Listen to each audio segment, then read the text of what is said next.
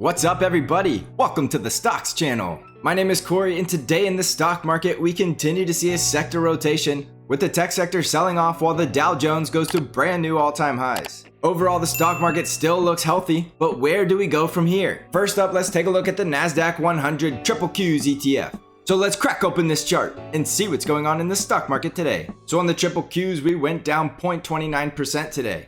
You can see intraday we got rejected right at the 50 EMA, which is right around 316.60. We did close back below our resistance trendline, which I do want to spend some time in the 1 hour chart today to show you exactly how the price action is behaving. One thing to note is that we did close over top of the 5 EMA for a second day in a row, so this is definitely bullish price action in the short term. Getting over the 5 EMA after a bear trend is the first step to starting to reverse off of a bottom. Now, until we close back over the 50 EMA and break this downtrend, I'm still not going to be bullish on the NASDAQ 100. So we need to remember that we're still in a downtrend and we still have price action closing below a negative sloping 50 EMA. The 20 simple moving average is also very negatively sloping, and the price action is also below that level. So always remember that the trend is our friend and we're still in a bear trend until we break it. We don't want to make any guesses or any assumptions because we're following the technicals and we're following the price action. So jumping over to this 1 hour chart, you can see very clearly that we did finish out that ABC to the upside that I've been talking about. And I'll go ahead and draw it in so that you can see it. And as you can tell, this is not magic. We got rejected right at that resistance trend line.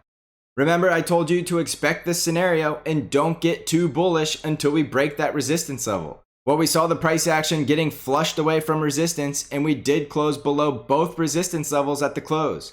Remember that we have resistance at 314, and this trend line is negatively sloping, so it gets lower each and every day that we fail to break through it.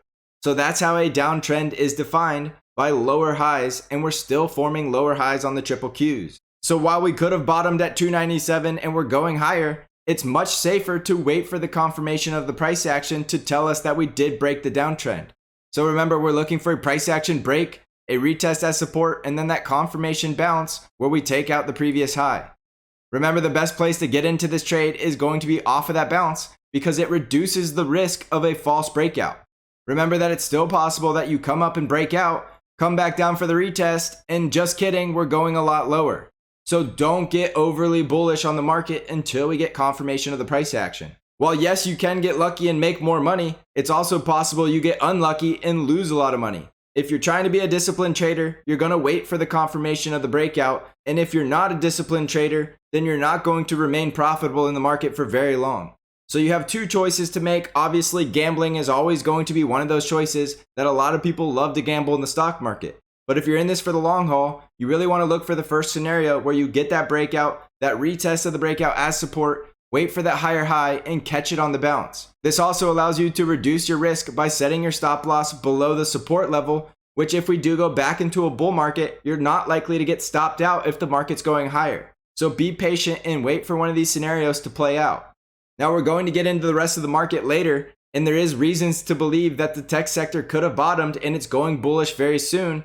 But again, we're following the price action and we're remaining disciplined. So that's the number one thing I wanted to show you on the 1 hour chart is that this ABC to the upside did complete and we did get rejected at resistance. So right now the price action needs to tell us where we go from here. I'm not going to be making any assumptions or guesses because as I've said multiple times, we need to see the price action play out in a scenario where we go higher or lower. Right now it's favoring the bear scenario because we failed to break out and we're heading lower. We still need more price action to confirm that we're going lower, so I want to watch the support level very closely around 309.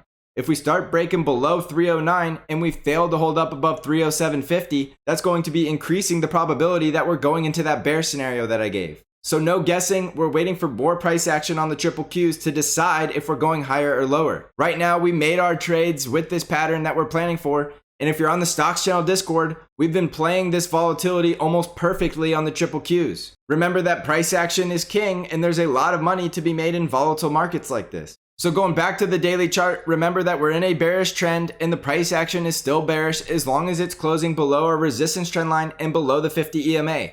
That's the key bit of information that we need to remember, and we can't get bullish on a market that's in a downtrend. Next up is the S&P500 Spy Etf, and we do see the SPY looking quite different than the NASDAQ 100.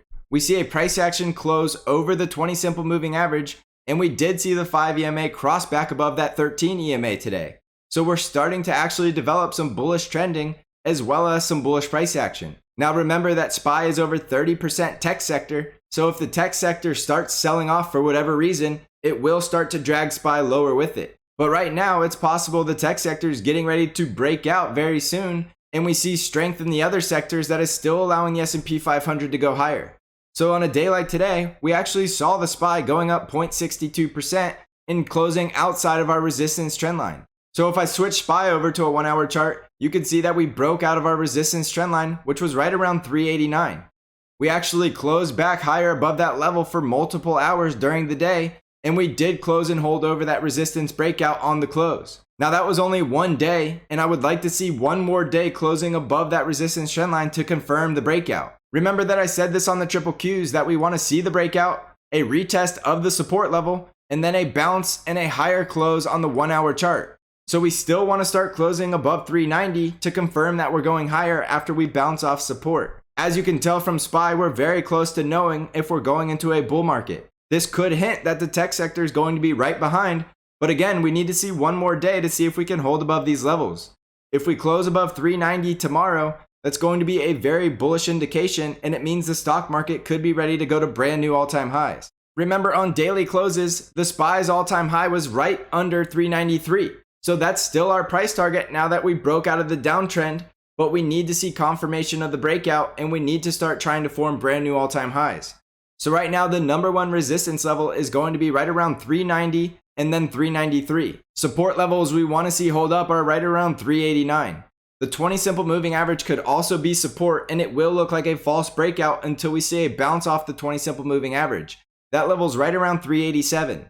So there's a lot of support now for SPY because you could see it's trading over all of the moving averages. So SPY is favoring the bulls because there's plenty of buy the dip opportunities that can help SPY go higher. Right now, the NASDAQ 100 is below moving averages, meaning those are resistance levels. So know the flow of the market and know the trend, because that's going to tell you if you should be buying the dip or trying to short at resistance levels. So currently the NASDAQ 100 is in a downtrend, and right now the S&P 500 is really just chopping around and going sideways. That's mostly due to strength in some sectors while we see weakness in the tech sector. So SPY is chopping around in this trading range because the tech sector is dragging it down while the other sectors are trying to pull it higher. If we do break down below 387, the next strong support level I want you to watch on SPY is right at 381. Next up is the Dow Jones, and like I said in the intro, the Dow Jones closed at a brand new all-time high today. Remember that my price target on the Dow was 322, and we closed all the way up here at 323. So we definitely broke out, and it looks like the Dow could get ready to start running. So now that the Dow closed above our price target, we are looking for that level to possibly be support.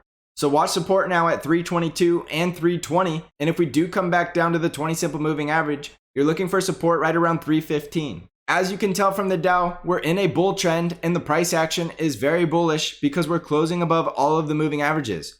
All of these moving averages are positively sloping, which means that we have bullish momentum.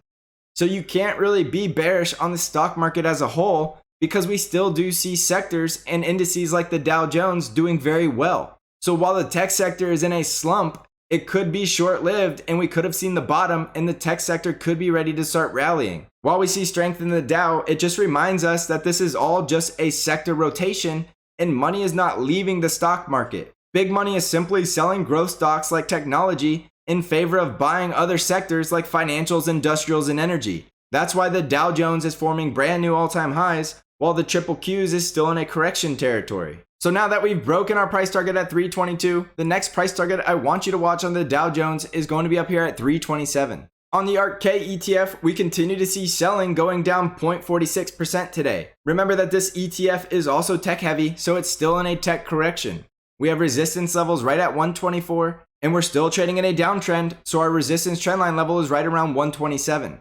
Even if we break out of the resistance downtrend, we still have a negative sloping 50 EMA right around 133 that can still act as resistance. So look at these moving averages and look how bearish the trend is. The price action did close over top of the 5 EMA for 2 days in a row, but we still have a bear trend and we're trading below critical resistance. So don't get too bullish on these tech sectors like ARKK and QQQ until we get these confirmation breakouts.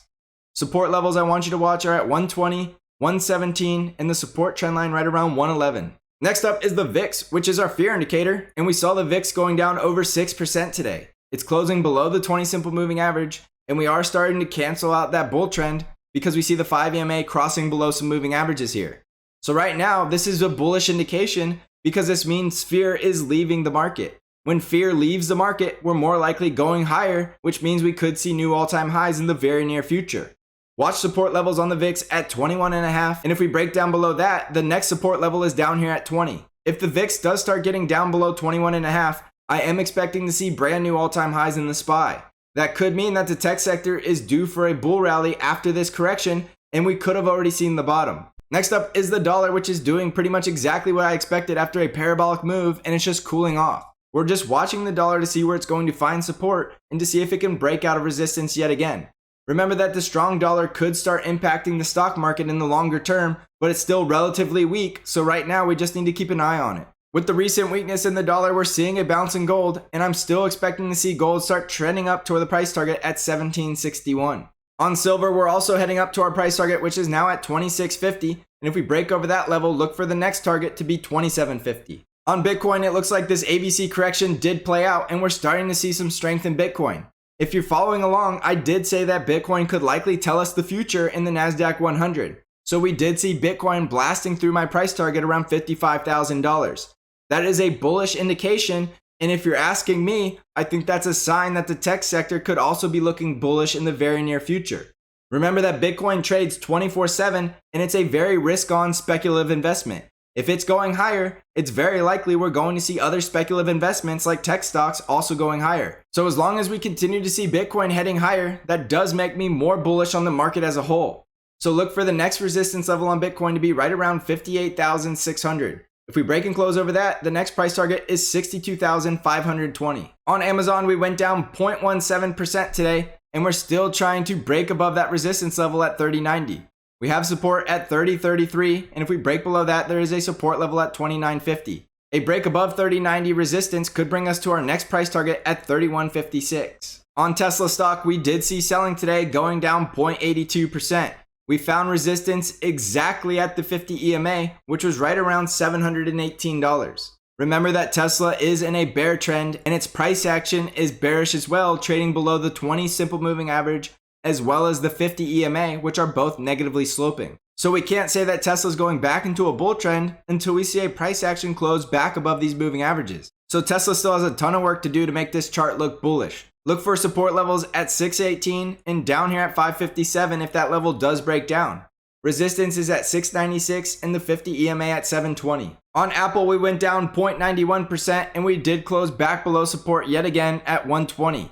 It's still possible Apple's coming down to 114, which is going to bring the triple Qs down with it. We still need to see Apple finish out this fifth wave and show a confirmation bounce that it's done correcting. That would mean a price action close above the 20 simple moving average, which is all the way up here at 126, and it's going lower each and every day. So I'm still expecting to see a very volatile tech correction because we still see Apple selling off and it's not ready to go higher just yet. Apple is a market moving stock and it carries the most weight in the triple Qs, so if it's going lower, don't expect to see the tech correction ending just yet. On the financial sector, we're still seeing bullish price action going up 2%, closing over the 5 EMA with a very strong and healthy bull trend. On the industrials, we went up 1.48%, and we're still closing over the positive sloping 5 EMA with a very strong bull trend. Energy is still looking good, going up 2.5% with a strong bull trend and bullish price action. The healthcare sector inched up about 0.25% today, and it's finally starting to look like healthcare may have put in a bottom and it's ready to start going back into a bull market. We still need to get a price action close over the 50 EMA and the 20 simple moving average before we can get too bullish on healthcare. So going back to the S&P 500, you can still see that we have a lot of strength in the stock market in some of these sectors.